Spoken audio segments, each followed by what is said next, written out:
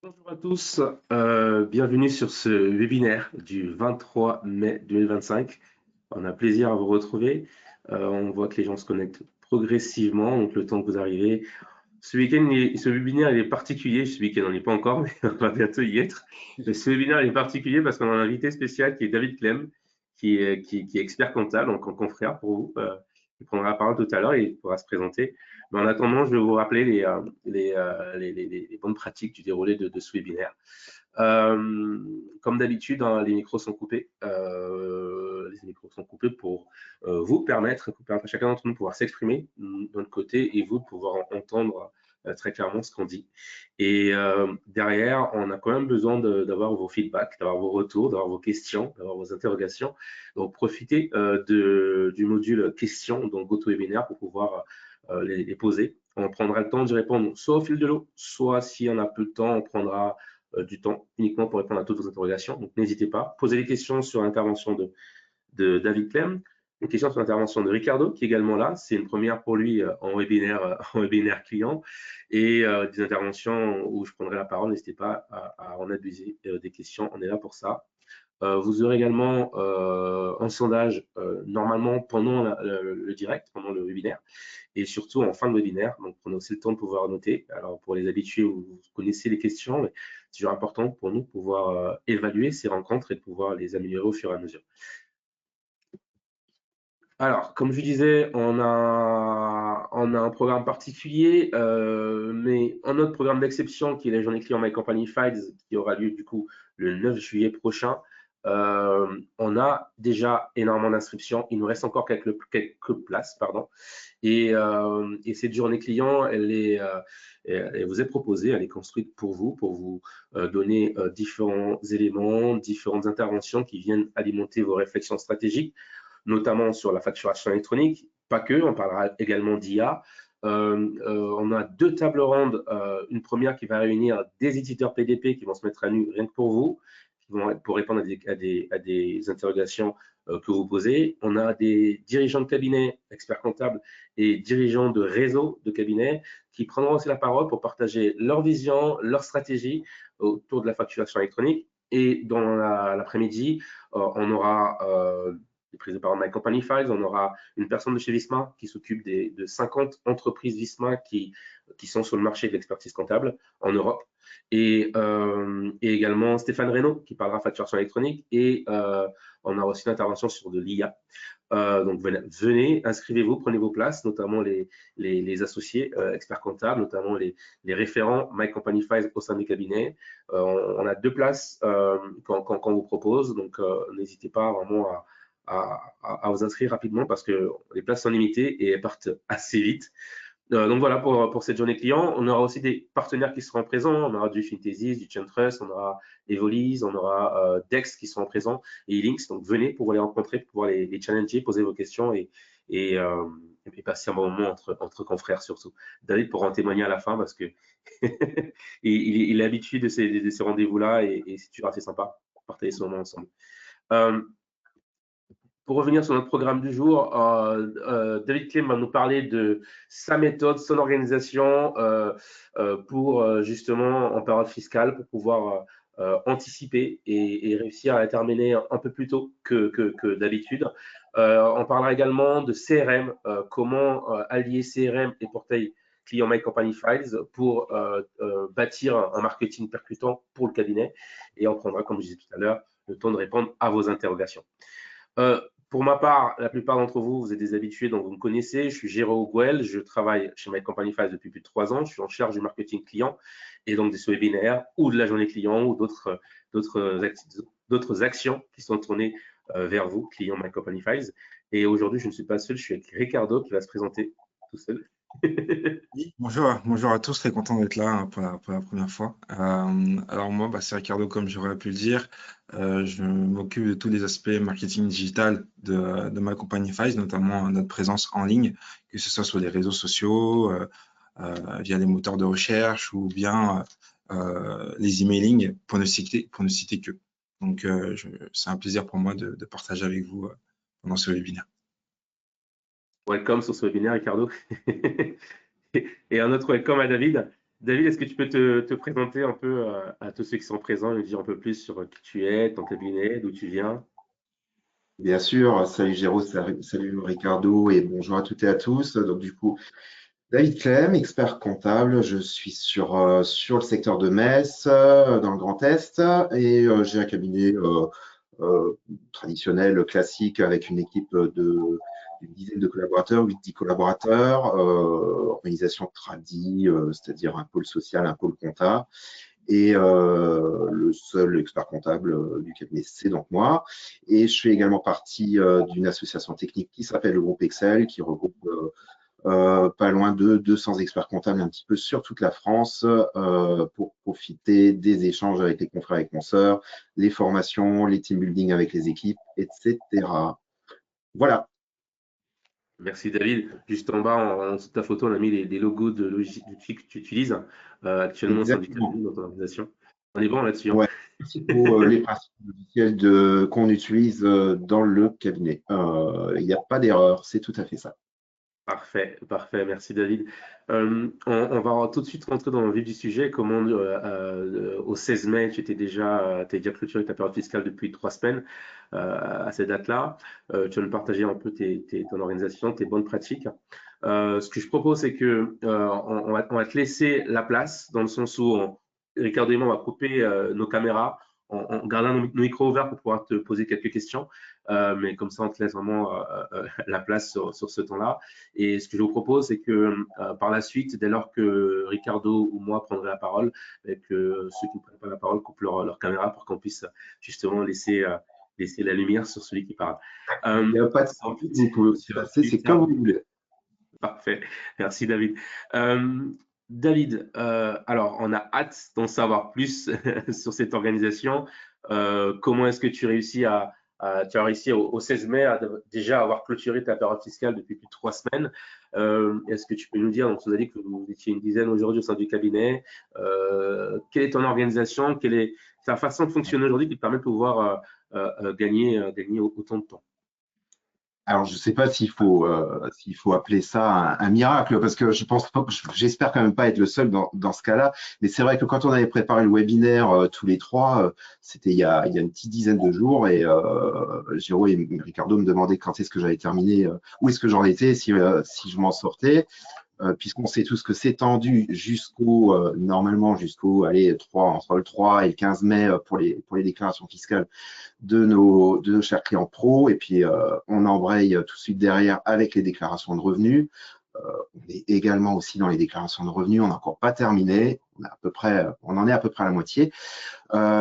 Effectivement, c'est ce que je leur disais, c'est que globalement, on avait terminé la période fiscale, en tous les cas 90%, 95%, aux alentours du 15 avril, à peu près. Voilà.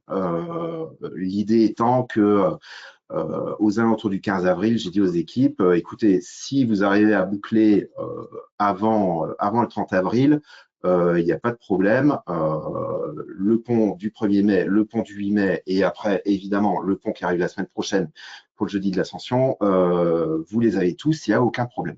Et c'est ce qui s'est passé. On a fait, le cabinet était fermé sur les 3 ponts du mois de mai, puisque tout était terminé. On a 100% des dossiers qui étaient bouclés, évidemment, au 15 mai, 3 mai et 15 mai pour les liquidations d'IS. Donc, c'est chose possible. Comment faire? Voilà, on a ce qui est indiqué à l'écran, c'est la fluidification des échanges toute l'année, tout au long de l'année.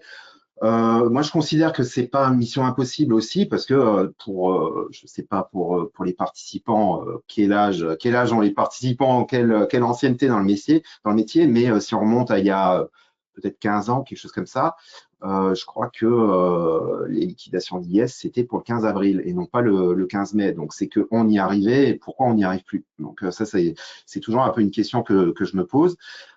Évidemment, on connaît tous les mêmes difficultés hein, avec l'administration fiscale qui tarde à homologuer les CERFA, avec les mauvaises surprises tous les ans qui nous tombent sur la figure. Évidemment, il faut faire avec tout ça, mais je pense que ça reste quand même faisable. La question est de s'organiser, d'anticiper, grosse anticipation. Ça, c'est vraiment le point principal, comment dire, la priorité pour nous, c'est la fluidification et l'anticipation, de manière à pas se retrouver en pleine période fiscale à gérer les problèmes, les retards, la collecte des pièces qui posent tant de soucis, et qu'on puisse vraiment être focus sur la production des bilans pendant cette période fiscale-là. On a également aussi travaillé sur une réorganisation justement du planning, de l'agenda. Je vais un petit peu vous en parler, en tous les cas, vous apporter mon expérience. Après, je peux pas dire que c'est forcément applicable dans tous les cabinets en fonction de la structuration des cabinets, mais en tous les cas, nous, ce ballon d'essai qu'on a fait cette année semble plutôt quand même concluant, vu que voilà, c'est ce que je dis, ça fait un petit mois qu'on a à peu près globalement terminé. Donc, je vais un petit peu vous expliquer ça. Sur la partie fluidification des échanges tout au long de l'année, donc là, évidemment, on est sur un webinaire My Company Files. L'outil principal pour cette fluidification, c'est bien sûr la plateforme client My Company Files qu'on a mis entre les mains de nos clients maintenant depuis, j'ai pas en tête, on en avait parlé avec Géraud l'autre jour, mais je crois que ça doit bien faire maintenant au moins 4 ou 5 ans, bien 5 ans. La plateforme client, l'application mobile, le mail-to, de manière à ce que nos clients puissent nous transmettre toutes leurs pièces comptables tout au long de l'année, au jour le jour. On va la voir tout à l'heure sur la slide suivante, de manière à ce que voilà, tous les dossiers soient le maximum à jour en cours d'année. Bien tenir la comptabilité toute l'année, même pour les petits dossiers type location meublée, les petits bics hors location meublée, alors kiné, ce qui est noté kiné, mais en tous les cas, de manière au sens large, toutes les professions libérales où on leur produit les 2035, même si on n'en a pas tant que ça dans le cabinet. C'est aussi des dossiers qu'on tient à mettre à jour maintenant depuis un petit moment, de manière à ce qu'on ne se retrouve pas en pleine période fiscale à devoir faire la saisie comptable de ces dossiers-là, l'intégration comptable de ces dossiers-là, mais qu'on n'ait vraiment plus qu'à traiter éventuellement le petit mois de décembre qui nous manquait encore, et qu'on puisse être directement focus sur les dossiers. SCI, c'est pareil. SCI, on est passé sur de la mise à jour en cours d'année. Évidemment pas au mois le mois, mais des petites mises à jour trimestrielles ou semestrielles. En tous les cas, l'essentiel étant qu'on ait 90% du dossier comptable en SCI qui soit à jour globalement avant les congés de Noël, de manière à, pareil, directement embrayer en début d'année, au mois de janvier, sur la préparation de la déclaration fiscale. Donc, ne pas être sous l'eau. Donc, voilà, 10 ans de dématérialisation, oui, on a commencé en 2014 sur de la démat. Alors, je ne parle pas de la banque. La banque, on était sur l'intégration bancaire déjà depuis bien longtemps. Ça doit bien faire 15 ans, peut-être plus, je ne sais plus, ça remonte. En tous les cas, dématérialisation, même des factures clients et factures fournisseurs. À l'époque, on n'avait encore pas les outils qu'on connaît aujourd'hui, type Dext, type Ingeneo sur de la pré-compta, mais c'était déjà les débuts, et donc on avait déjà commencé de cette manière-là. Et ensuite, on est monté en puissance avec un outil comme My Company Files qui est vraiment venu nous aider sur la collecte avant la pré-compta, voilà. Et bien sûr, ensuite, au sens large, l'outil My Company Files n'est pas qu'un outil de collecte, mais voilà, la possibilité d'utiliser les formulaires, ça, on pourra revenir un petit peu plus tard dessus. C'est des choses qu'on souhaite encore même développer pour la suite, éventuellement l'année prochaine, pour des missions type IRPP, sur la collecte des éléments pour les déclarations de revenus de nos clients. Et bien sûr, le mail-to, alors ça c'est entre parenthèses, je ne sais pas comment vous utilisez l'application My Company Files, ou en tous les cas, comment vous la mettez entre les mains de vos clients pour l'utilisation. C'est vrai qu'au début, on était hyper focus sur l'utilisation de l'application mobile, l'application smartphone, et ça régulièrement sur les échanges qu'on pouvait avoir d'autres webinaires par le passé, ou sur la journée client, où Jérôme vous en a parlé, j'étais déjà intervenant il y a 2 ans sur la journée client. C'est vrai que on était toujours mis en avant pour une très forte utilisation de l'application mobile. Nos clients adorent ça. Même des fois, ceux qu'on pense être réticents s'amusent avec cette application-là. Et donc, voilà. Ensuite, la plateforme client, mais aussi Mail2. Donc, ça, c'était la petite parenthèse. Le Mail2 est quand même hyper pratique parce qu'on n'y pense pas forcément, mais nos clients reçoivent, comme nous, dans les cabinets, on reçoit nos factures aujourd'hui par mail. Pour beaucoup de fournisseurs, on les reçoit par mail. On ne va pas utiliser l'application mobile pour retransférer les pièces comptables. Donc, la mise en place des Mail2 pour pouvoir faire un petit transfert par mail de la facture et ça part directement dans le dossier client sur My Company Files et après, ça repart en outil de pré-comptabilité. Point principal qui a énormément fluidifié la collecte, c'est qu'on a dédié une collaboratrice sur la saisie comptable. Après, on appelle ça aujourd'hui effectivement le data control, mais pour les plus anciens, on parle de pôle de saisie, voilà, hein, une collaboratrice qui est dédiée à la saisie comptable. C'est vrai que j'ai l'impression que pendant un certain nombre d'années, c'était plus forcément la mode et on avait supprimé les pôles de saisie. Certains cabinets les ont conservés. Et aujourd'hui, je trouve que j'ai l'impression, en tous les cas, qu'on y revient pour pouvoir fluidifier justement ces process et peut-être même en préparation de l'arrivée de la facture électronique, de décharger nos collaborateurs comptables qui sont plus focus sur les déclarations fiscales, les déclarations de TVA et après la relation client avec les périodes fiscales, les préparations de bilan.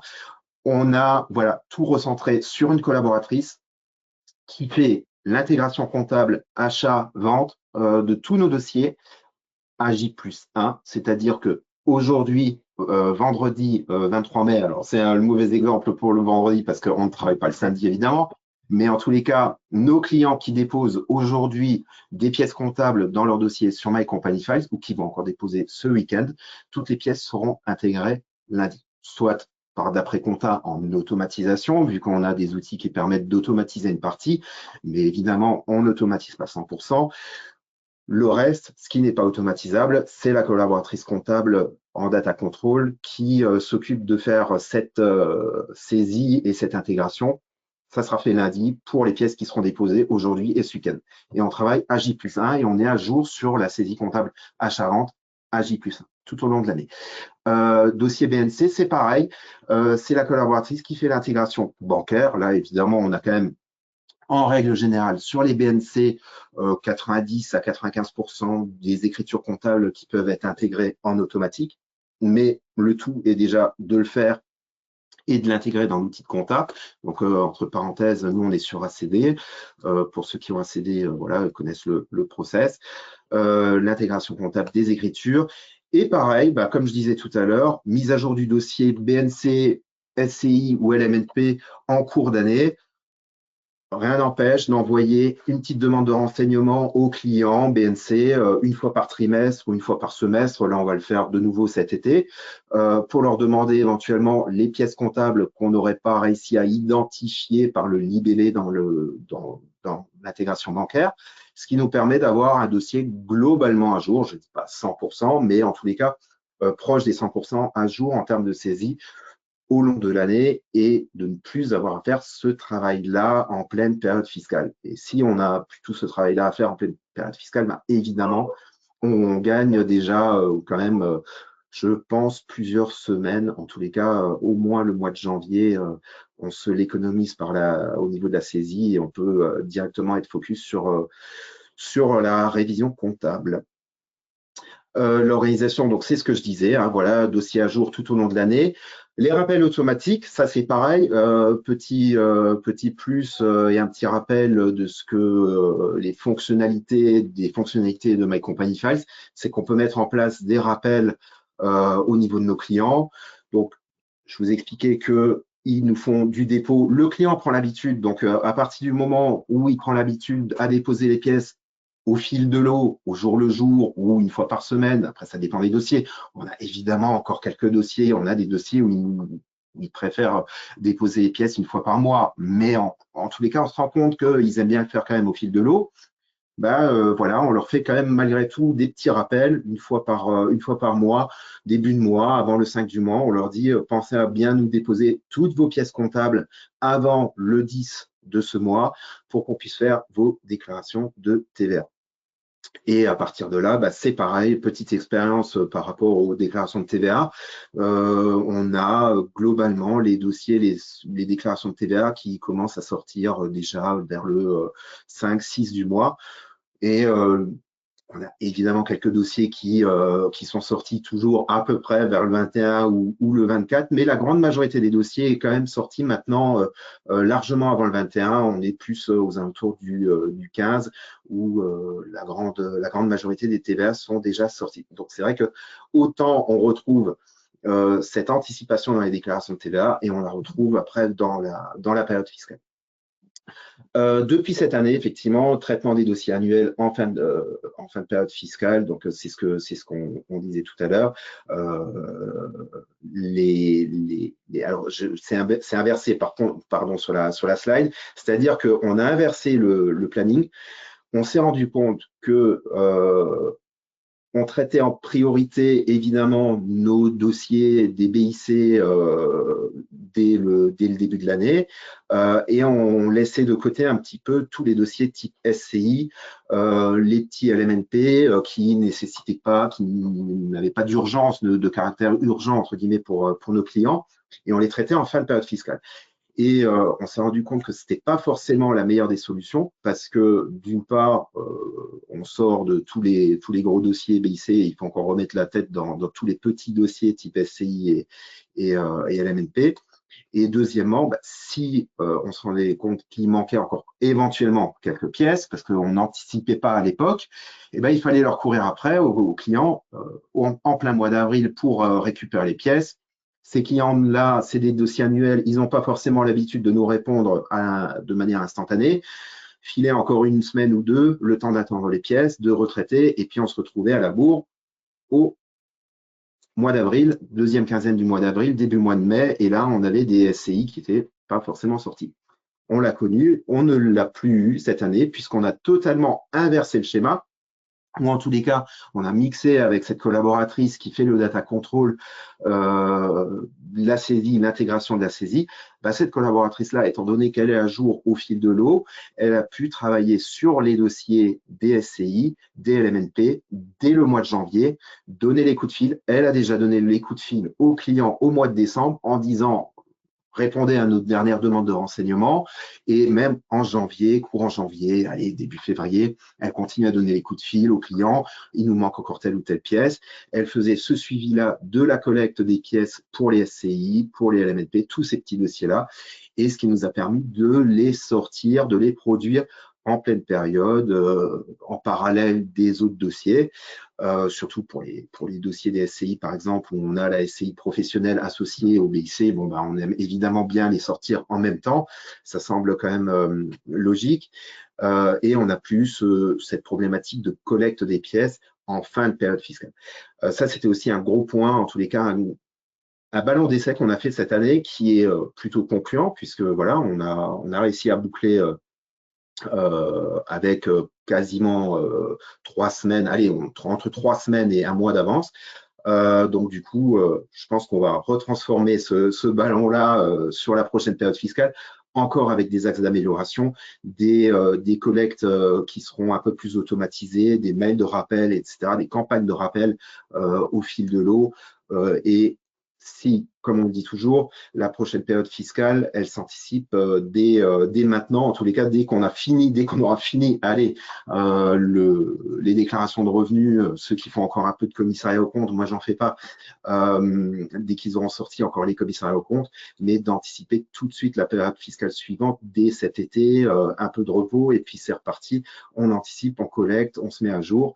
Et normalement, ça doit rouler. En tous les cas, moi, je peux que témoigner de ce qu'on a fait. Ça fonctionne.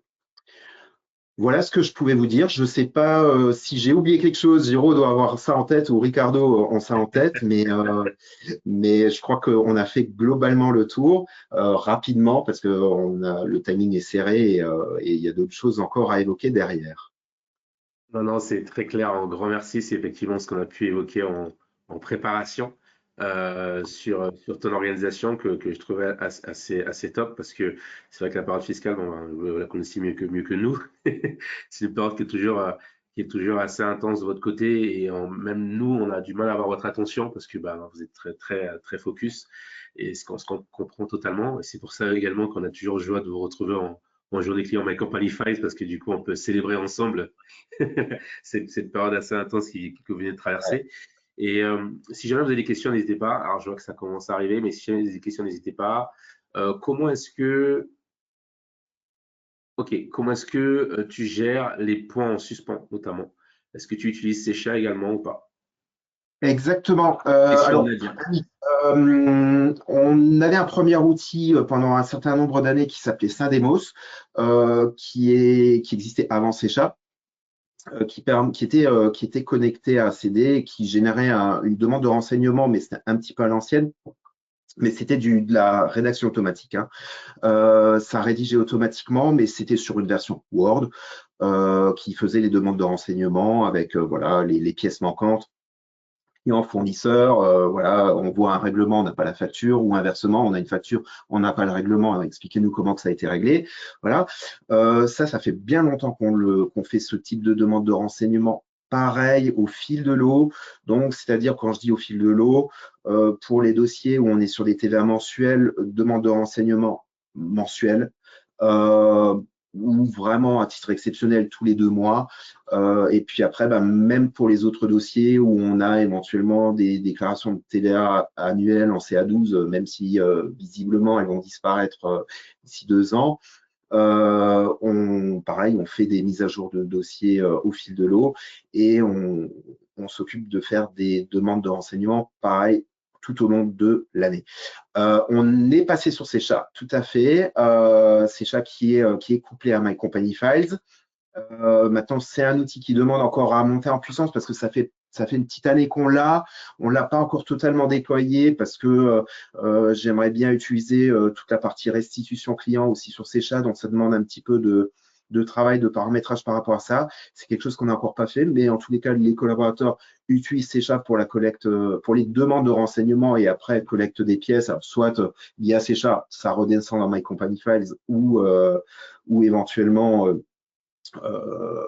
directement dans My Company Files. Ça dépend comment que le client utilise l'outil Secha. Mais oui, on a cet outil-là et bah, voilà, demande de renseignement pour toujours être à jour au maximum des dossiers. C'est du temps de gagner en pleine période fiscale. Et puis après, faut aussi se placer, je pense, en tous les cas, c'est ce que j'explique aussi aux collaborateurs, se placer côté client, c'est toujours quand même pénible pour un client de se voir demander des comptables au mois d'avril 2025 pour des pièces comptables qui datent de janvier ou février 2024. Le client, il vous dit, mais vous ne pouviez pas me les demander, plus tôt. Donc oui, anticipation là-dessus et ça, tout le monde est satisfait, autant le client que nous au niveau des équipes pour l'organisation.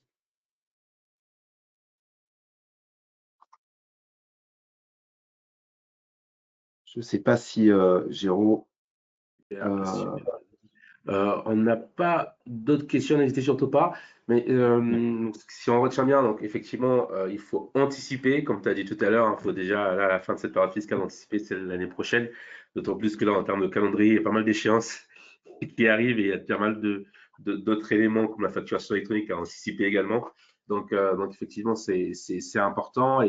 Quand tu parles également côté My Company Files des outils, des fonctionnalités que tu utilises, donc c'est des mises en place également de paramétrage à faire, donc des bonnes pratiques à avoir d'emblée.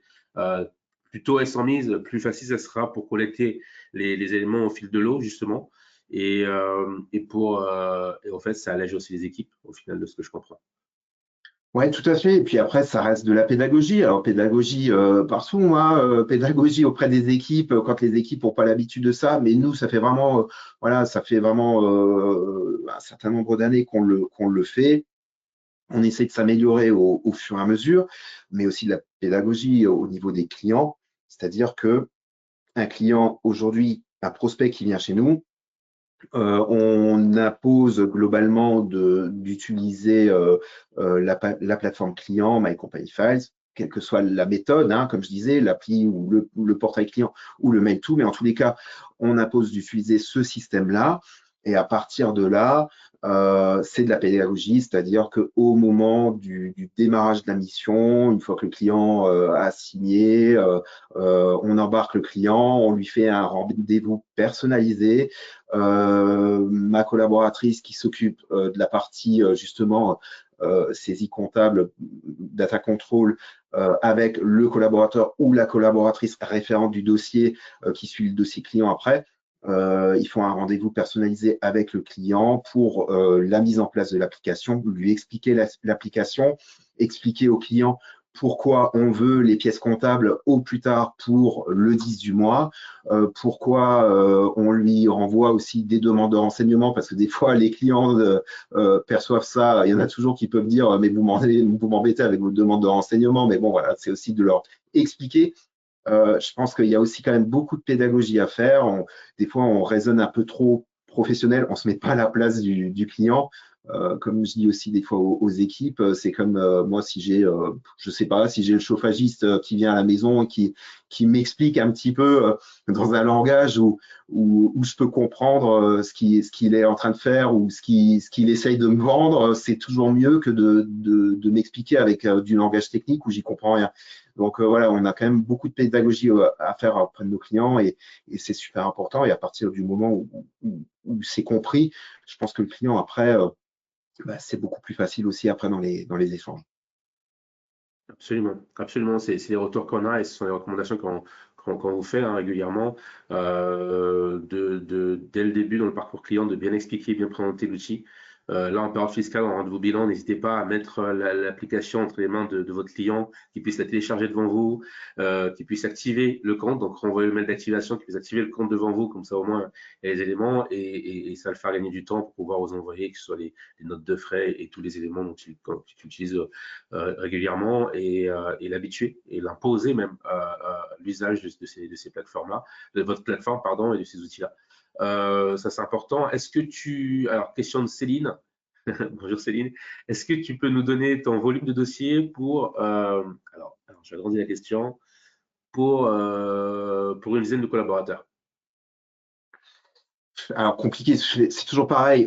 Parler de volume de dossier, c'est très compliqué. Aujourd'hui, chaque collaborateur compta suit, allez, à l'année. Bon, on a quand même aussi, je pense comme tous les cabinets, hein, on a 90% des dossiers qui sont en clôture 31 décembre, mais chaque collaborateur suit à peu près à l'année 90 dossiers globalement.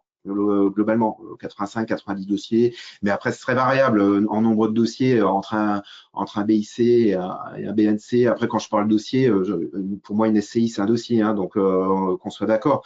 Donc après, il peut y avoir plein de petits dossiers. Moi, les SCI, on a quand même beaucoup de SCI. Ça nous représente peut-être 30% des dossiers. On a de la SCI quand même. On en a quand même beaucoup. Oui, peut-être, ça doit être ça. Mais après, même sur les déclarations de TVA mensuelles, j'ai pas les stats sous les yeux, mais on a quand même un volume relativement conséquent. En tous les cas, pour avoir déjà échangé avec d'autres confrères, d'autres consoeurs, le volume est quand même assez conséquent. Où là, par exemple, j'ai une nouvelle collaboratrice qui est arrivée il y a un mois de chez un confrère qui est parti à la retraite, où ils avaient un volume qui était beaucoup plus faible, mais on se rend compte que l'organisation n'était pas non plus la même. C'est-à-dire que les collaborateurs comptables faisaient la saisie. Dès lors qu'il y a toute la notion de la saisie à intégrer, évidemment que le volume de dossiers est beaucoup plus faible par collaborateur. Donc, ça dépend de la configuration, ça dépend du type de dossier, ça dépend de la configuration. Et j'ai une question du coup, quel est le pourcentage de tes dossiers qui sont sur My Company Files? Près de 100%, je dirais. Près de 100%. Après, sur les SCI, je vais être honnête avec toi, Géraud, aussi sur les SCI, peut-être pas, on n'a peut-être pas toutes les SCI parce que il y a des SCI où effectivement ils nous transmettent plus encore en format papier en fonction du type de SCI, etc. Mais non, non, sur les BIC, on est à, honnêtement, je crois que je dois avoir 3-4 dossiers qui se baladent comme ça en papier encore, des anciens. Mais pour le reste, tout est sur My Company Files. On avait des dossiers, avant My Company Files, on avait des dossiers qui étaient encore, pour ceux que ça parle, les démat box de Sagem, ou les scanners, où le client avait le scanner et il scannait. Et ça arrivait directement dans l'appli de Précompta. Je crois qu'il m'en reste encore un. Il y a une démat box qui doit être survivante, qui a pas lâché.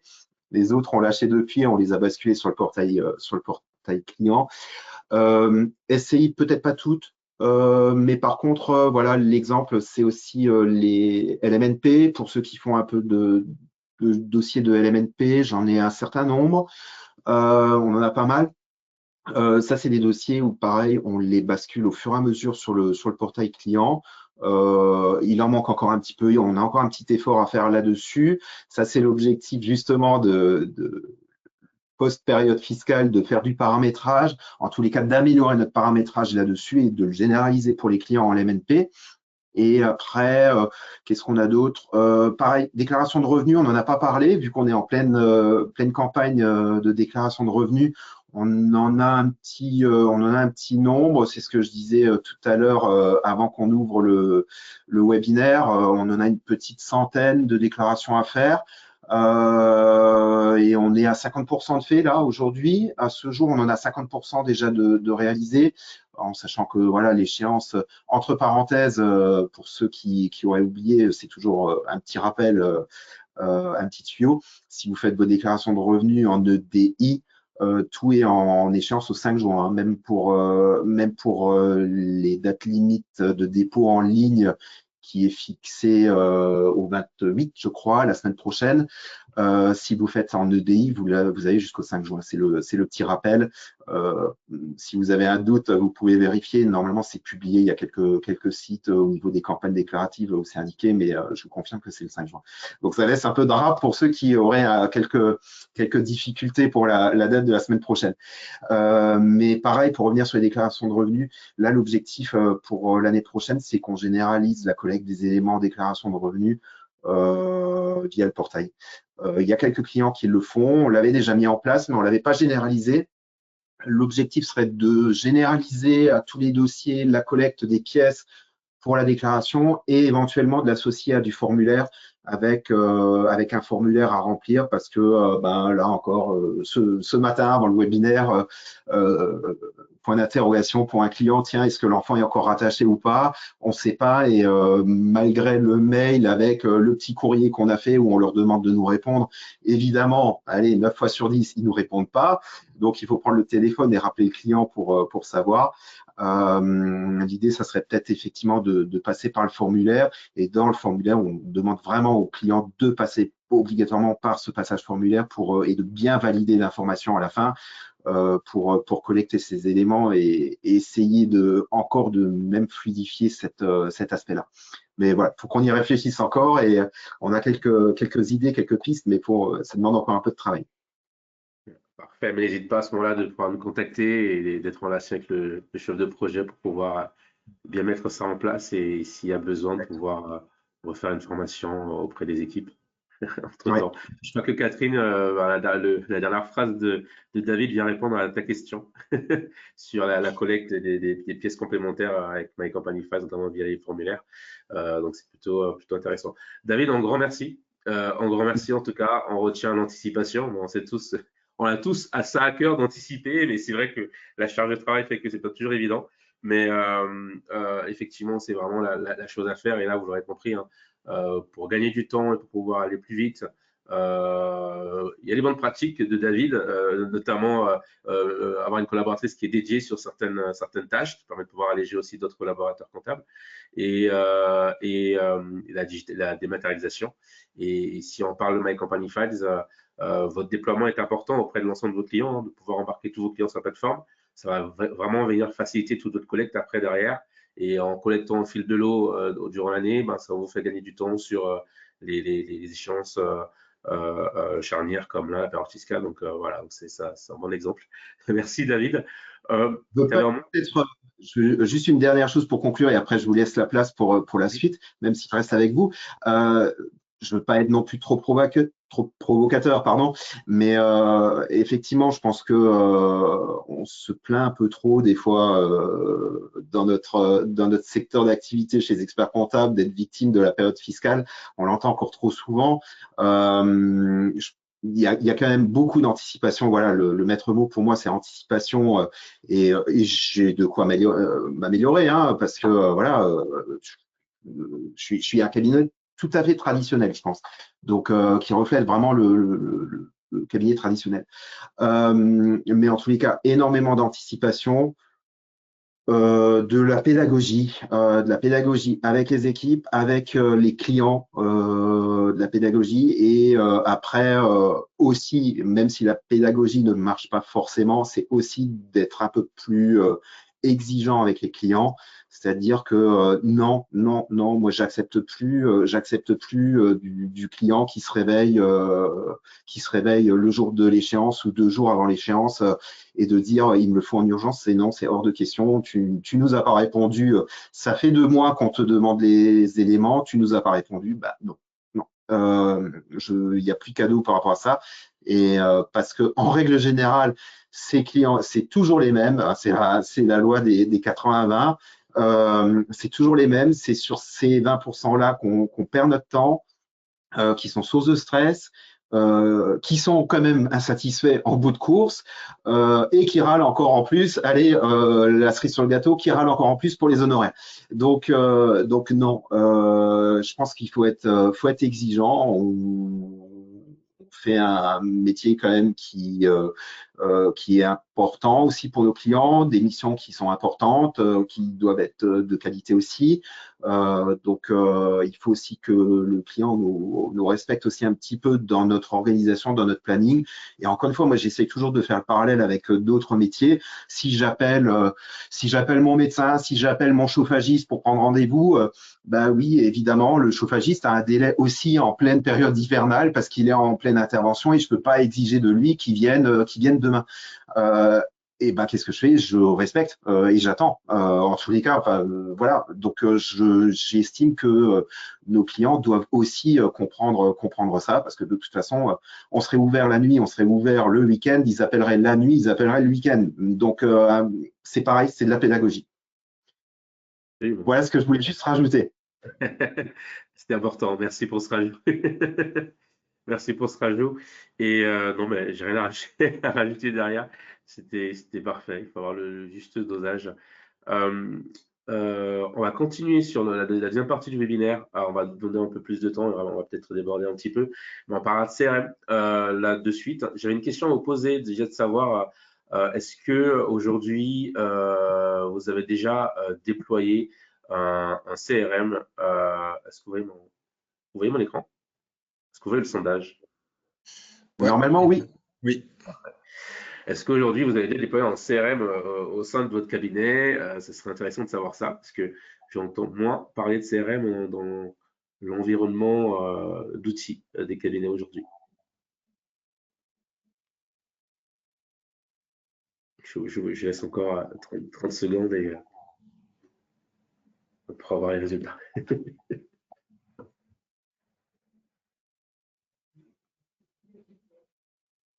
Parfait.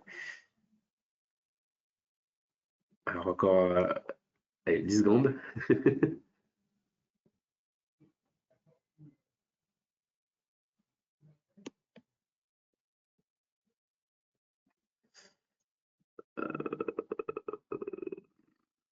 Non, il ne devrait pas apparaître là. Excusez-moi.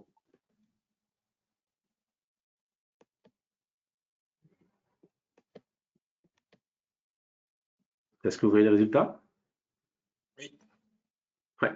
Donc on a 38% de oui et 63% de non. Ça ne me surprend pas parce qu'effectivement dans les échanges on entend un petit peu moins. Ça aurait été sympa d'entendre justement les retours de ceux qui utilisent les CRM aujourd'hui, mais je ne pourrais pas, faute de temps, vous ouvrir le micro. Mais on va plutôt, on va en parler. Le slide d'après, on merci en tout cas de vos retours, hein. 63%, effectivement, c'est pas surprenant. En préparation avec Ricardo, on était un peu provocateur également. On se disait, on parle beaucoup de PDP, 2D, alors c'est pas le même secteur, hein, on est d'accord, mais ne devons-nous pas parler également de CRM parce qu'aujourd'hui, nous, en tant qu'éditeur, en tant que société, donc en dehors de l'expertise comptable, on va énormément se baser dessus pour pouvoir justement collecter un maximum d'informations sur nos clients, sur nos prospects, afin de pouvoir mettre en place des stratégies commerciales, des stratégies de communication auprès de nos publics. Donc le CRM en français, ça serait gestion de relations clients, hein. Donc l'idée c'est de pouvoir gérer les relations avec vos clients actuels et potentiels et suivre du coup les différentes actions que vous allez mettre en place pour pouvoir interagir avec ces profils-là, donc le client ou le prospect. Donc il va avoir une similitude également avec Microphone Files dans le sens où on va centraliser de l'information. Alors sur le CRM, vous allez centraliser énormément d'informations sur à la fois la structure de l'entreprise, à la fois sur l'entrepreneur, si je reste sur votre cas, et sur My Company Files, vous allez également avoir de l'information que vous utilisez au quotidien pour pouvoir proposer vos prestations, que vous pourrez également enrichir, hein, on va voir comment tout à l'heure. Et donc du coup, on va avoir une similitude là-dessus. Proposer des canaux de communication personnalisés, à la fois sur le CRM, mais My Company Files aussi, on voit qu'on a des leviers avec les pop-up que j'ai besoin, et comment justement aller identifier donc, des leads, donc des opportunités auprès des clients et auprès également des prospects. Donc l'idée là-dedans, ce sera pour améliorer, comme je disais tout à l'heure, votre relation à la fois commerciale et aller chercher de la fidélisation et surtout augmenter votre chiffre d'affaires par la suite. Donc comment développer une stratégie de marketing, de CRM marketing, c'est ce qu'on va voir tout de suite. On va parler de fidélisation client et de vente additionnelle. Euh, nous, en interne, on utilise en CRM, chez My Company Files, on Alors, utilise un CRM Jérôme? qui est… Oui, Jérôme? Ouais, oui. on voit pas tes slides. Ah, Là, on voit pardon, ce sondage, merci. mais Je suis allé trop vite, j'ai pas masqué. Est-ce que là, vous voyez mon écran là? oui, c'est bon. Merci. Merci Maëlys aussi qui a interpellé dans le chat. Je disais donc chez My Company Files excusez-moi. Voilà. Chez My Company Files, on utilise un CRM, hein, il s'appelle HubSpot. C'est un des plus connus sur le marché qui est très simple d'usage. Mais on a essayé de retranscrire également notre usage du CRM. Donc, du coup, le CRM, pour en faire un choix et pour pouvoir l'utiliser, il faut qu'il rentre dans une stratégie globale du cabinet aujourd'hui. Et du coup, il va venir en appui, en béquille, pour pouvoir soutenir cette stratégie et donc savoir quels sont les objectifs que vous voulez atteindre. Et du coup, avec le CRM, comment est-ce que vous voulez l'atteindre avec le CRM? Donc, le CRM va venir vous proposer une palette d'outils, de canaux, d'actions possibles à faire pour le cabinet. L'idée pour nous, alors, les actions possibles, les campagnes possibles, c'est un peu à l'infini. On voulait vous proposer des suggestions, de réflexions, du pratico-pratique, quelque chose que vous pouvez mettre en place au sein de votre cabinet. Donc, voilà ce qu'on va vous présenter par la suite. Donc, nous, nos prérequis au départ, déjà, avant d'avoir un CRM, et donc ça le vaut du coup pour le CRM comme pour My Company Files, c'est déjà de faire un état des lieux de votre portefeuille client aujourd'hui. Du coup, dans un premier temps, et dans un deuxième temps, on le verra après, un état des lieux de votre portefeuille d'offres, de services que vous proposez. On va parler de segmentation. On sait qu'avec la facturation électronique, il faut mieux connaître ses clients, il faut segmenter votre base de données, il faut recenser et centraliser un maximum d'informations sur vos clients. Alors, un maximum d'informations sur l'entreprise. Par exemple, si je suis sur le CRM, je pourrais aller continuer. Bon, déjà, vous avez les éléments comptables, le bilan, le résultat, etc. Mais je pourrais aller chercher à connaître, à mettre à jour l'effectif, par exemple, de mon client, les informations qui vont m'aider à pouvoir proposer d'autres offres par rapport à cette typologie de client-là. Par exemple, si vous avez un client qui vient vous voir juste uniquement pour CLMP, est-ce qu'il a d'autres structures derrière pour lesquelles il ne vous a pas sollicité et que vous pourrez justement avoir connaissance pour pouvoir proposer une offre supplémentaire pour l'accompagner de façon globale sur l'ensemble de ces prestations. Donc du coup, ce CRM-là, avec les informations que vous aurez collectées et centralisées, l'idée sera de l'enrichir au fil de l'eau pour pouvoir avoir un maximum d'informations et, comme je disais tout à l'heure, pour affiner votre stratégie d'approche par la suite. Et la même chose sera faite quasiment sur vos offres également. Ça sera de cartographier les offres actuelles du cabinet. Est-ce que mes offres, quelles sont les offres que j'ai aujourd'hui? Et en ayant fait une segmentation de mes clients, alors cette segmentation, elle peut se faire sous différents filtres, sous différents critères. Elle peut être une segmentation, si on parle de facturation électronique, des clients qui sont assujettis ou pas à la TVA, qui ont ou pas un logiciel de caisse, par exemple. Mais sinon, on peut faire une segmentation par activité, une segmentation par chiffre d'affaires, une segmentation par… Voilà, vous avez plusieurs critères. Une fois que vous avez fait cette segmentation-là, une segmentation que vous aurez définie, être utile et adaptée pour le cabinet, c'est de vous dire, est-ce que mon portefeuille de mission actuelle correspond véritablement à mon segment de client? Est-ce que je réponds vraiment à les besoins de mes clients actuels? Oui ou non, s'il y a besoin d'ajuster, de supprimer ou de créer de nouvelles offres qui vont plutôt être adaptées. Et du coup, pour proposer à chacun de vos segments clients l'offre ou les offres qui sont adaptées afin de pouvoir maximiser vos opportunités de vente derrière. En termes d'usage du CRM en ce sens, on va le décliner par la suite avec Ricardo notamment, mais là, sur la partie fidélisation, une fois que j'ai toutes ces informations-là, je pourrais me dire, donc pour l'exemple concret, j'ai une nouvelle offre que je vais mettre en place, que je vais communiquer à l'ensemble de mes clients ou à une partie de mes clients. Je vais voir les clients qui correspondent à cette offre-là. Donc, je vais créer une campagne d'information qui va être suivie d'une campagne de promotion. Du coup, je vais utiliser un canal qui va être l'emailing. Je peux également utiliser d'autres canaux que l'emailing. Je peux utiliser des réseaux sociaux, je peux utiliser des articles de blog, etc. Du coup, je privilégie l'emailing et je vais définir une périodicité où je vais envoyer à ce segment-là, dans le premier temps, un mail d'information, dans le second temps, ou dans le second temps, un mail de promotion de l'offre, ou dans ce même mail, l'explication et un bouton pour pouvoir appeler à l'action. L'idée derrière, c'est une fois que j'appelle à l'action, comment est-ce que ça va se matérialiser? Je mets un bouton de formulaire de contact qui va pouvoir me permettre de renvoyer vers un formulaire où le client va remplir les informations dont j'ai besoin pour préparer le mandat, pour préparer la lettre de mission, pardon, et pour préparer la prestation. Et ça me permet de pouvoir aussi, du coup, donc ces informations vont aller se loger quelque part dans le CRM et d'enrichir mon CRM grâce à ces informations-là et pouvoir commencer justement à apporter des solutions aux besoins du client. Donc, on l'a compris, le CRM va vous aider à mieux connaître vos clients, à mieux gérer justement vos contacts, les informations de vos clients, afin de pouvoir proposer, de définir une stratégie commerciale et marketing pertinente et de proposer à vos clients des services qui sont adaptés à leurs besoins. Sur la plateforme MyCompanyFiles, du coup, il y a une segmentation qui est possible. Il y a Maëlys qui parmi les participants qui pourront en parler mieux que moi. Donc, n'hésitez pas à parler à vos chefs de projet pour pouvoir en savoir davantage. Mais vous avez dans la rencontrée de votre menu, de votre panneau de configuration, les modèles de données, la gestion de modèles de données qui va vous permettre de pouvoir créer des attributs.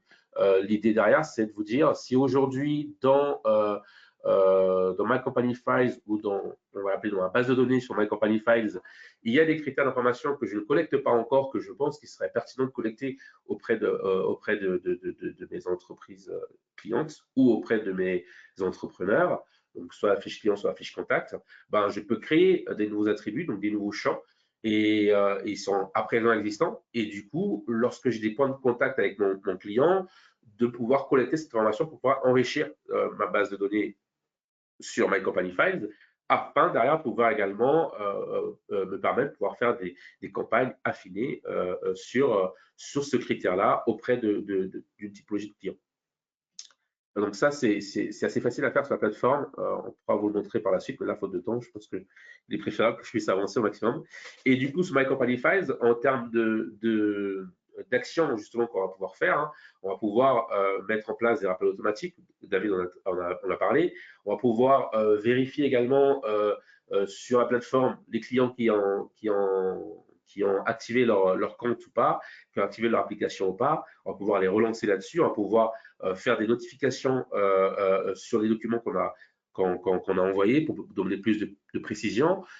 Ces éléments-là font partie du coup du suivi client que vous pouvez faire sur My Company Files, mais en prenant un peu de hauteur, vous pouvez également le faire sur votre base de données. Si jamais il y a encore des clients qui ne sont pas encore sur My Company Files, même s'il faut mettre 100% de clients sur la plateforme, mais vous pouvez également le faire sur votre CRM, parce que votre CRM va avoir des fonctionnalités qui vont vous permettre de pouvoir aller encore plus loin dans l'enrichissement de la base, dans les actions commerciales notamment, dans le suivi d'actions commerciales, dans le suivi de portefeuille client, le segment qui vous a apporté plus de chiffre d'affaires que d'autres, etc., en termes de pilotage. Et sur My Company Files, vous aurez sur une autre échelle également ces informations que vous pouvez avoir dans le suivi et dans l'usage de la plateforme.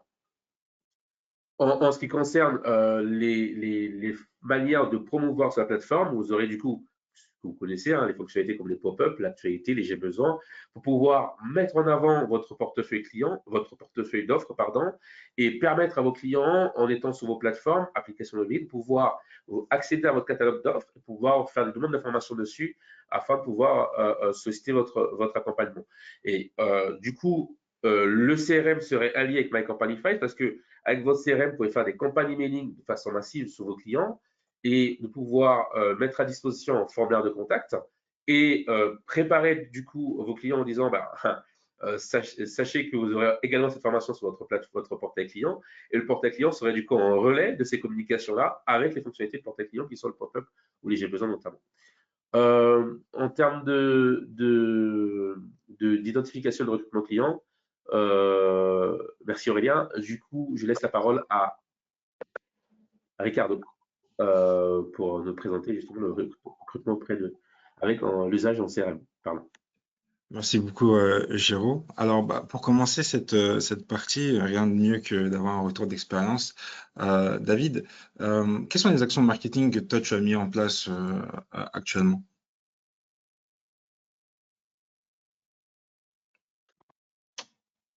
Le micro est coupé, il me semble, David. Ouais. Je suis en train de le réactiver. Voilà, super. Oui, pour rebondir par rapport aux actions marketing, quand on avait préparé le webinaire, moi, c'est ce que j'avais indiqué aujourd'hui en termes de sources flux de prospects déjà. Pour parler des prospects, ça va être essentiellement la visibilité sur Internet, fiche Google. J'ai très souvent des demandes de prospects via la fiche Google qui renvoient vers mon site Internet et après des demandes. Là, pour donner aussi, pareil, une idée, alors c'est aussi lié à notre situation géographique, étant donné qu'on est à Metz, proche du secteur frontalier. On a beaucoup de travailleurs frontaliers qui vont sur le Luxembourg, donc on a pas mal de demandes pour de l'assistance sur les déclarations de revenus. Évidemment, c'est ce que j'ai expliqué, c'est que là, j'en prends plus au 15 mai, encore en accepter, ça devient compliqué parce que le temps de collecter les éléments, etc., de mettre en place la mission. Mais je suis énormément sollicité par le site internet, en tous les cas par la fiche Google, de particuliers qui nous trouvent pour nous demander de l'assistance sur les déclarations fiscales. J'en ai je crois que j'ai dû en refuser là ce mois, j'ai dû en refuser une quinzaine ou une vingtaine, quelque chose comme ça. Donc ça c'est la première action. Ensuite, de manière générale aussi pour être visible, pour avoir de la visibilité, c'est du réseautage. De manière traditionnelle, club d'entreprise. Je fais pas partie d'un BNI, c'est un autre type de club, un peu sous forme associative locale. Voilà, j'ai cette visibilité là. Et puis après, au niveau des actions marketing, au sens large, au niveau des clients, comment dire, des clients existants, du portefeuille client existant pour faire des actions, pour développer le chiffre d'affaires avec des missions complémentaires. Je pense qu'on a une capacité à proposer plein de missions complémentaires. Après, c'est encore une fois la problématique du temps. On en revient toujours à cette même problématique de la gestion du temps, mais on est en capacité de proposer d'autres missions que de la mission traditionnelle pour être toujours sur le même sujet, hein, de la diversification des missions et de dire il faut plus que la mission comptable soit la mission principale. Alors, c'est toujours compliqué de dire la mission comptable n'est pas la mission principale, mais aujourd'hui, si je regarde moi ma typologie de mon chiffre d'affaires, la mission comptable fiscale représente 50% du chiffre d'affaires. Le reste, ça va être sur du social, ça va être du juridique. On fait beaucoup de juridique. Sur de la création d'entreprise, sur de la modification. On a pas mal de prestations dans ce sens-là, ou après, plus du chiffre d'affaires sur de l'accompagnement gestion, donc du business plan, du prévisionnel, un peu de tableau de bord, de l'évaluation d'entreprise, etc., etc. Mais je pense que du développement par des nouvelles missions, on peut en faire plein, mais ça demande de l'organisation, de la réflexion, bien monter sa stratégie commerciale et d'être bien structuré. Voilà. Ok, donc voilà, très intéressant. Ah, on m'entend. Oui, c'est bon, on t'entend. Non, c'est bon, ok, parfait. Bah, pour rebondir sur ce que tu disais, en termes de communication, on peut parler de plein de choses, hein. D'être présent sur les réseaux sociaux, de rédiger des articles, etc. Mais à mon sens, enfin, l'idée aujourd'hui, ce qu'on veut mettre en avant, c'est de se recentrer sur l'essentiel. Et comme tu as pu le dire, par exemple, bah, le fait d'avoir un site internet et d'avoir une page Google My Business, bah, là, on est sur du concret. Et là, on parle des prérequis à mettre en place, voilà, pour être visible en ligne. Donc, nous, ce qu'on aimerait vous partager aujourd'hui, c'est déjà d'avoir un site internet, un peu comme David le fait, et bah, que ce soit optimisé en termes de SEO. Parce que bon, bah, il suffit que une personne tape cabinet comptable Met, bah, par exemple, toi, aujourd'hui, c'est le cas. Bah, comme tu as beaucoup d'avis sur ta page Google My Business, bah forcément, tu remontes. Donc aujourd'hui, c'est ça qu'on veut mettre en avant, c'est que le cabinet puisse avoir ce site internet et des avis, aller chercher des avis auprès de vos clients aujourd'hui pour que vous puissiez profiter de cette vitrine que Google propose aujourd'hui. Donc, on parle d'optimisation en termes de SEO. Quand vous avez votre site internet, ne pas hésiter également à créer un blog dans ce site internet de manière à ce que bah, vous puissiez aussi être présent sur d'autres mots-clés que le mot-clé qui prend le cabinet et la localisation. Donc, ça permet de pouvoir avoir davantage de trafic qui vient vers vous. Et surtout, sur ce site internet dont on parle, bah, c'est de mettre en avant votre portail client et l'application. Parce que c'est ce qui fait la différence par rapport à d'autres cabinets. C'est une vraie valeur ajoutée, le fait d'avoir ce portail client, le fait qu'un prospect arrive sur votre site internet et sache que ah, bon, bah, je vais potentiellement travailler avec ce cabinet et ils ont un portail, donc les échanges vont être fluides, on va pouvoir tout centraliser, ça fait une vraie différence. Et bah, pour prendre un exemple, on a parlé de David, mais il y a également le cabinet Sogeka qui le fait très bien. Géraud, si on peut pour vous présenter tout ça. Alors, quand on arrive sur leur page d'accueil et qu'on descend, déjà, là, vous voyez bien à droite le bouton espace client, voilà, qui donne vraiment, qui dit en fait au prospect que ah, il y a un espace client, il va sûrement cliquer pour voir ce que c'est. Donc, c'est un bon signal. Et là, bon, bah, il y a quelques informations, notamment pour se connecter. Si on revient sur la page d'accueil et qu'on descend, voilà, donc il y a pas mal d'informations sur les cabinets, des chiffres qui sont intéressants, l'expertise. Là, on arrive voilà, sur des éléments où on parle du portail digital du cabinet. Donc, on voit une image qui parle, un texte court mais efficace et un bouton sur lequel vous pouvez cliquer et afin de découvrir davantage sur le portail client du cabinet. Donc voilà. Et ça, c'est vraiment quelque chose à reproduire parce que ça permet aux prospects de pouvoir déjà voir en fait quelle sera la collaboration, à quoi va ressembler la collaboration avec le cabinet. Parfait.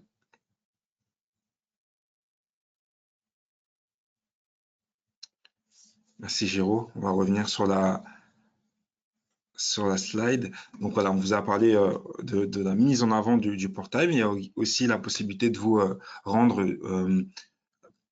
visible sur les annuaires, notamment les annuaires de l'ordre des experts comptables. Ça, il me semble automatique, mais il y a d'autres annuaires sur lesquels vous pouvez être présent et qui vous permettent de pouvoir être visible auprès du prospect. Et puis les pages jaunes, etc. Exactement. Juste pour préciser ce que tu disais tout à l'heure, Ricardo, c'était intéressant par rapport à l'accès, au fait d'évoquer le portail client sur votre site internet et donner accès au portail client depuis votre site internet. C'est super important parce que nous, chez My Company Files, on constate qu'on a beaucoup de connexions sur notre site mycompanyfiles.fr. Des gens qui vont se connecter pour aller sur la plateforme du cabinet, sur l'accès client du cabinet. Et ce qui fait qu'on va, nous, du coup, se retrouver à attirer vos flux. Alors que si le lien était sur votre site internet et que vous mettez à disposition de vos clients le lien de votre site internet, ben, ça rajouterait davantage de flux sur votre site internet et ça permettrait de pouvoir améliorer également votre référencement. Donc, il est important véritablement de pouvoir mettre ce lien de direction, ce bouton de redirection sur votre site internet et de communiquer auprès de vos clients votre site internet pour pouvoir avoir un maximum de trafic sur votre site et améliorer votre réputation, comme on dit. Je laisserai Ricardo en parler, il en parle mieux que moi, c'est lui l'expert, mais votre réputation sur Google. Je ferme la parenthèse et je te laisse la parole. Merci. Donc, si tu mets là, voilà. Donc voilà, on vous a partagé pas mal d'éléments sur le fait d'être visible dans les moteurs de recherche parce qu'on estime que c'est un prérequis. Et c'est important déjà de commencer par ça, mais vous avez aussi l'opportunité d'utiliser les réseaux sociaux que vous connaissez très bien, notamment LinkedIn, Instagram, YouTube, Facebook, TikTok. Ce sont des réseaux sociaux que vous pouvez utiliser, mais nous, on préfère vous dire de pouvoir être présent là où est en fait votre client. Dès le moment où vous savez à qui vous allez vous adresser, vous savez sur quelle plateforme vous pouvez être présent, mettre de l'effort, parce que voilà, vous avez un métier très prenant et il faut pouvoir être présent sur des réseaux sociaux, certes, mais sur ceux qui sont les plus pertinents pour vous, pour mettre l'effort qu'il faut. Voilà. Donc là, vous pouvez, comme j'ai pu le dire, être sur les réseaux sociaux et également créer du contenu, notamment via des articles de blog ou même être présent sur des sites qui parlent de votre expertise afin d'aller chercher du trafic sur votre site internet. Et surtout, tout ça, c'est pour aller générer des prises de rendez-vous. Parce que quand on parle de communication, c'est vrai, c'est pour se rendre visible, mais quel est l'objectif derrière? L'objectif, c'est de pouvoir mettre en avant votre expertise pour pouvoir attirer des prospects qui, eux, vont prendre rendez-vous avec vous. Donc, c'est pour ça qu'on vous partage tous ces éléments-là, de pouvoir être, si dans un premier temps, vous êtes uniquement sur un canal, c'est pas problématique. Il suffit que ce soit le bon, et là, derrière, on va aller chercher du lead. Voilà, on peut passer sur l'autre slide. Donc là, on a parlé de communication, mais tout ça, c'est pour aller chercher des leads et donc de l'information. Comme a pu bien le dire Géraud, c'est là où on va prendre en fait, là où on va utiliser en fait le CRM. C'est très important de pouvoir utiliser un CRM et le formulaire par exemple de prise de contact où vos prospects vont prendre contact. vont prendre rendez-vous, pardon, sera connecté à ce CRM dont on est en train de parler. Donc, que ce soit sur du online ou du offline, n'hésitez surtout pas à chaque fois à parler de ce calendrier de prise de rendez-vous, que ce soit un événement où vous allez être ou un rendez-vous. Voilà, n'hésitez pas à parler de ce calendrier de prise de rendez-vous parce que c'est là où vous allez chercher, récupérer de l'information. Si vous avez une personne en face de vous et que vous lui posez des questions, d'accord, c'est bien, mais il faut que ce soit centralisé.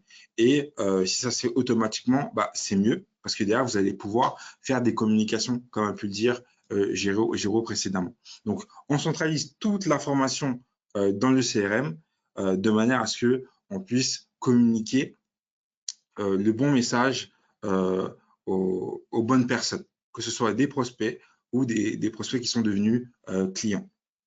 Voilà. Ah. Voilà. Donc, tout ça, c'est très important parce que dès que le prospect devient client, derrière, vous pouvez l'accompagner. Voilà, vous pouvez l'accompagner et en amont, si vous avez paramétrer des emails automatiques, que ce soit des mails de bienvenue, des détails des prochaines étapes, etc. Bah, en fait, ça va vraiment améliorer l'expérience client et valoriser en fait votre cabinet et pousser en fait ce client à en parler à d'autres également.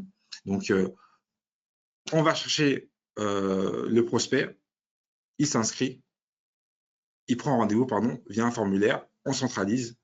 Derrière, il devient client et on a des séquences automatiques, des emails automatiques qui s'envoient afin de pouvoir l'onboarder le mieux possible.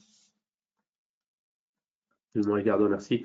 Et Ouais. juste pour préciser, dans la centralisation de l'information, c'est que même si vous utilisez un réseau social ou deux ou plusieurs, ils sont connectés à votre CRM et votre CRM va pouvoir centraliser toutes les statistiques de vos réseaux sociaux, toutes les statistiques de vos compagnies mailing. Et même si sur notre l'outil qu'on utilise notamment, même lorsqu'on a des interactions avec vous téléphoniques, c'est enregistré, non pas le contenu, mais le fait qu'il y ait eu un contact téléphonique avec ce client-là. Ça permet vraiment de pouvoir vraiment recentrer, centraliser pardon, toutes les informations que vous avez de votre client et pouvoir suivre des statistiques, pouvoir justement après prendre des décisions pour pouvoir améliorer votre stratégie. Donc pour le parcours client, comme le disait Ricardo à l'instant, bah, c'est super important, comment vous allez pouvoir embarquer votre client. Donc dans le cas de figure où vous avez communiqué sur Internet ou par un autre moyen, donc la personne a eu accès à votre formulaire de contact, il a rempli les informations, vous avez reçu l'information que quoi X personne est intéressée, vous avez eu le rendez-vous et mis en place, signé la lettre de mission, vous allez pouvoir, grâce du coup à votre CRM, pouvoir démarrer, donc créer des mails automatisés que vous aurez prédéfinis au départ, puis les démarrer et au fil de l'eau, il va recevoir effectivement son mail de bienvenue, comme disait Ricardo, recevoir les prochaines étapes sur cette prestation-ci, recevoir la présentation de l'application, de la plateforme, de savoir qu'il faut télécharger l'application, qu'il faut activer son compte. Donc, progressivement, des mails bien spécifiques, vous allez pouvoir envoyer jusqu'à vous dire, même si vous avez réalisé la mission, vous dire, bah, ce client-là, vu son âge, vu ses entreprises et vu le fait que je sais qu'il a des enfants et qu'on peut déjà commencer à préparer une transmission de société, etc., ben, je vais commencer à l'envoyer à X temps des informations sur la transmission de patrimoine, la transmission de société, et même s'il ne pensait pas, bah, peut-être qu'il va commencer à y penser, et s'il y pense, ben, il aura le réflexe de revenir vers moi. Parce que peut-être que j'ai capté son attention sur une prestation qu'il avait identifiée et qu'après ça, il ne pensait pas me conserver comme expert comptable durant toute la vie de sa structure, mais le fait de l'alimenter avec des informations sur des prestations, sur le titiller sur certaines informations, bah, il pourrait me ressolliciter à plusieurs reprises et faire de moi justement son expert comptable tout du long. Donc voilà ce qu'on pouvait vous dire sur un CRM. Le CRM est totalement compatible avec My Company Files, vous l'aurez compris. Le CRM va pouvoir prendre de la hauteur pour pouvoir définir une stratégie commerciale percutante et marketing également. Et il va avoir une belle puissance, notamment sur le fait de vous rendre visible et aller chercher de nouveaux clients, et aller chercher enfin, aller proposer de nouveaux services à vos clients actuels, de pouvoir fidéliser vos clients en mettant à disposition différents contenus par différents canaux, dans l'emailing, dans les réseaux sociaux, dans la partie téléphonique également, et de pouvoir centraliser toutes les activités, toutes les actions qu'il y a eu avec vos clients pour savoir, en fait, ce client-là, Géraud, je sais qu'il a participé à tel webinaire, je sais il a reçu tel newsletter, il a répondu à tel lien, etc. Je pense qu'il est intéressé pour telle offre. Et pareil, pour un prospect, il est dans la base de données. Vous l'envoyez des mails de temps en temps, mais il vous a pas encore sollicité pour une mission.